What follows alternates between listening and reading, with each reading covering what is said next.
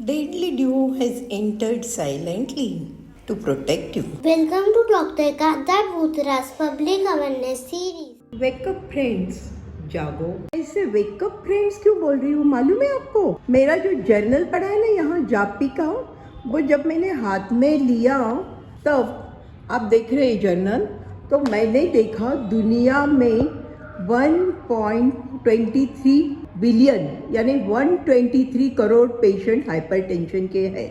दुनिया की पॉपुलेशन कितनी है आपको शायद नहीं पता होगा, 810 करोड़ यानी 8.1 बिलियन। अब आप में से किसी को पता है इंडिया की पॉपुलेशन कितनी है? मुझे पता है, 143 करोड़। ओह माय गॉड, तो अभी इंडिया में कितना प्रॉब्लम है ये तो अपने को देखना ही पड़ेगा। वेकअप कॉल फॉर भारत क्यों? 13 लाख लोगों का सर्वे किया था, उसमें ऐसे पता लगा 18 साल के ऊपर वाले लोगों में 7.5% को डायबिटीज़ एंड 25% लोगों को ब्लड प्रेशर है। शहरी जनों में 34% और गांव वालों में 28%, और उसमें से 7% लोग 20 से 40 साल की उम्र के हैं। ये तो बहुत ही चिंता की बात है। अब अर्बन एरिया में ये प्रॉब्लम क्यों बढ़ रही है? मिडिल क्लास फैमिलीज, इनकम तो बढ़ रही है, लोअर मिडिल क्लास की ओर जा रहे हैं, मिडिल क्लास हायर जाने की कोशिश कर रहे हैं। कंपटीशन, ज़्यादा पैसा कमाना है, टेंशन, और खाने पीने को टाइम नहीं मिलता हो। घर में बच्चे भी देखने, दोनों ही जॉब करते हैं, खुद के लिए बिल्कुल टाइम नहीं मिलता हो। बचा कुचा टाइम काफ़ी बार मोबाइल में चला जाता है, खाने को टाइम नहीं मिलता, बनाने को टाइम नहीं मिलता, तो काफ़ी बार स्विगी और जोमेटो से अपने को खाना मिल जाता है। नींद पूरी नहीं होती है, और ये सब कारण अगर होंगे, टेंशन, नींद नहीं और खाने पीने का ठिकाना नहीं, खुद का टाइम मैनेजमेंट नहीं, तो आपको ब्लड प्रेशर होना ही है। तो अब सोचोगे क्यों न गांव चले जाए। गांव जाके भी क्या फ़ायदा? पहले तो गांव के लोग भरपूर मेहनत करते थे, आजकल तो मशीनरीज आ गई है, काफ़ी काम मशीनों से हो जाता है। काफ़ी लोगों ने ज़मीनें बेच के पैसे अपने पास इकट्ठे कर लिए हैं, तो आराम से रहते हैं। काफ़ी गुजरात के लोग तो गांव भी छोड़ के बाहर जाने की कोशिश कर रहे हैं, तो यहाँ पे आराम से, वहाँ पे जाके तो मेहनत करेंगे, तो ठीक है, फिर काम कम हो गया, मेहनत नहीं, खाना पीना तो रीच होता है, और उसके सिवा तंबाकू। और गांव के लोगों में से 25% लोगों को पता ही नहीं है कि उनको ब्लड प्रेशर है। मुझे लगता है सिर्फ गाँव में ही नहीं, पर पूरी दुनिया में बीपी का अवेयरनेस के प्रोग्राम की ज़रूरत है। इसलिए सबसे पहले तो हम लोग नॉर्मल वैल्यू जान लेते हैं। नॉर्मल ब्लड प्रेशर आपका ऊपर का 140 के नीचे और नीचे का 90 के नीचे रहना चाहिए। ब्लड शुगर फास्टिंग 70 to 100 के बीच में चाहिए, और खाने के बाद की 140 के अंदर चाहिए।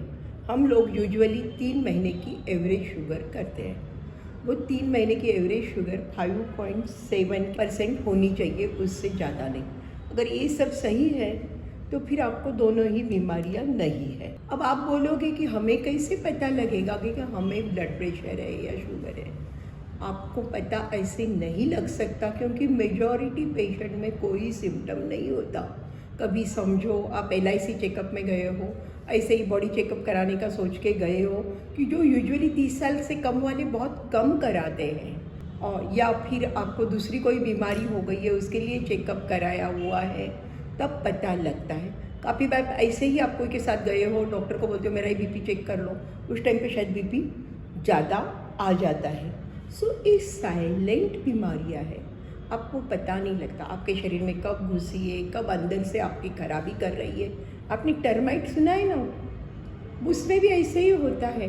अगर वो आपके लकड़े की चीज़ के अंदर घुस गया तो काफ़ी बार पता ही नहीं लगता जब तक पूरा डैमेज नहीं होता।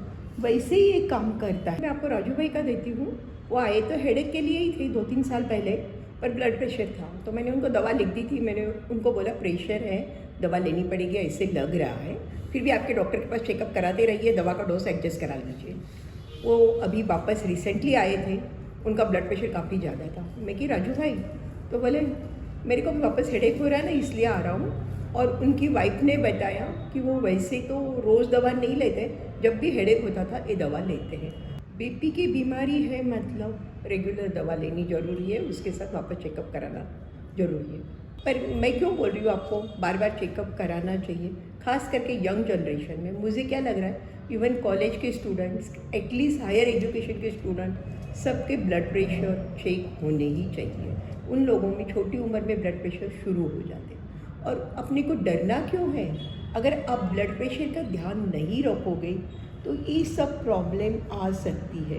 ब्लड प्रेशर के कारण तुरंत नहीं आएगी, बरोबर है, पर कभी भी आ सकती है। 5 साल बाद, 10 साल बाद, 15 साल बाद, बोल नहीं सकते। ब्लड प्रेशर कितना है उसके ऊपर है। दिमाग में लकवा हो सकता है, हेमरेज हो सकता है, हार्ट फेल हो सकता है, सांस की तकलीफ हो सकती है, किडनी फेल हो गई, आँखों की तकलीफ, खून की नलियों की तकलीफ। सेम थिंग डायबिटीज़ का भी होता है।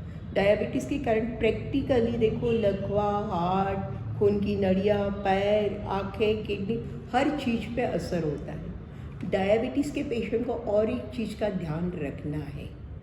डायबिटीज़ के पेशेंट को मोस्टली ब्लड प्रेशर साथ में होता ही है। तुरंत नहीं हुआ तो साल 2 साल में हो जाता है। इसलिए डायबिटीज़ के पेशेंट को उसको प्रेशर है या नहीं है, वो बार बार चेकअप कराना चाहिए। ये डायबिटीज़ और ब्लड प्रेशर किसी को साथ में रहे तो काफ़ी जनों को रहता है। तो ये सभी जो शरीर के हार्ट, दिमाग, आँखें, किडनी, इस सब पे असर होता है, शायद जल्दी होता था। इसलिए हम लोग बोलते हैं कि ये बीमारियां आप कंट्रोल में रखिए। कंट्रोल में रखोगे तो प्रॉब्लम इतने नहीं होंगे, शायद नहीं होंगे।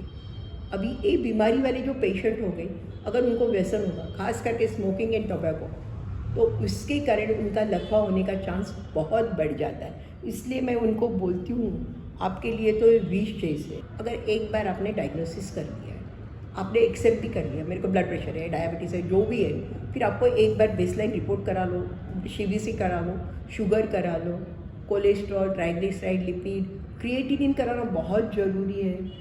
और उसके साथ में यूरिन प्रोटीन, क्योंकि अगर यूरिन में प्रोटीन जा रहे हैं तो आपको आइडिया दे देगा कि आपका डायबिटीज़ का प्रेशर जो भी है काफ़ी दिनों से चल रहा है। उसके साथ नेचुरल है ECG, ब्लड प्रेशर है, तो आपको एक हार्ट की कंडीशन क्या है, वो सब रूटीन चेकअप तो कराने ज़रूरी है। पर ये एटलीस्ट इतने चेकअप करा लीजिए। अब काफ़ी लोगों को बोलते हैं कि हम बार बार कहाँ डॉक्टर के पास जाएंगे, वो कौन चेकअप करेगा, BP का चेकअप रोज़ रोज़ कौन कराएगा। कभी कभार तो 6-6 महीने, 7-7 नहीं कराते। इसलिए अभी शायद कोविड पीरियड के बाद में तो काफ़ी जनों के घर में ये BP की मशीन आ गई है। तो मुझे लगता है ये मशीन आप ईजी है, घर पे रख लो, फिर आप हफ्ते में एक बार, 15 दिन में एक बार, जब भी चाहे चेकअप कर सकते हो। और अगर आपका बार बार ब्लड प्रेशर ज़्यादा आ रहा है तो बेटर आप डॉक्टर को जाके मिलिए, ओवर कॉन्फिडेंस में मत रहिए।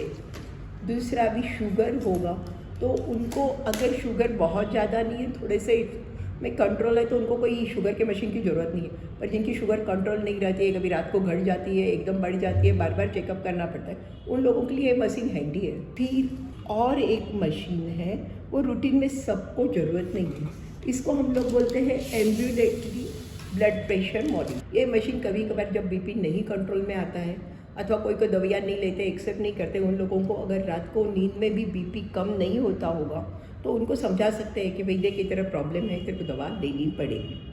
एक्सरसाइज मतलब जिम ही नहीं, बाकी कुछ भी कर सकते हो, घर के अंदर भी आप चल सकते हो, कोई प्रॉब्लम नहीं है। वजन कंट्रोल में रखो। फिर स्ट्रेस मैनेजमेंट के लिए आपको टाइम मैनेजमेंट करना पड़ेगा, तो प्रॉब्लम नहीं होगी। लाइफस्टाइल बदली करने के बाद में भी अगर आपका BP परसिस्टेंट रहता है, दवाइयाँ ले लीजिए, दवाइयाँ अवॉइड मत कीजिए। लाइफस्टाइल मैनेजमेंट, कम नमक, उसके बाद में कम शक्कर, डायबिटीज़ भी हो तो फैटी चीज़ें कम, उसके साथ में जैसे ज़रूरी पड़ेगी वैसी दवाइयाँ और रेगुलर चेकअप, तीनों चीज़ें आप करते रहिए। फिर मैं आपको एक गुड न्यूज़ दे रही हूँ, आपके लिए बहुत ही अच्छी न्यूज़ है। अगर आप प्रेशर और डायबिटीज़ कंट्रोल में रखोगे तो आपका 20% चांस हार्ट अटैक, खून की नलियों की बीमारी होने का कम हो जाएगा और 28% लकवा होने का चांस कम हो जाएगा। इसलिए हमारे ही नहीं, सारे दुनिया के यंग जनरेशन को बचाने के लिए डायबिटीज़ और प्रेशर कंट्रोल में रखिए। Thank you.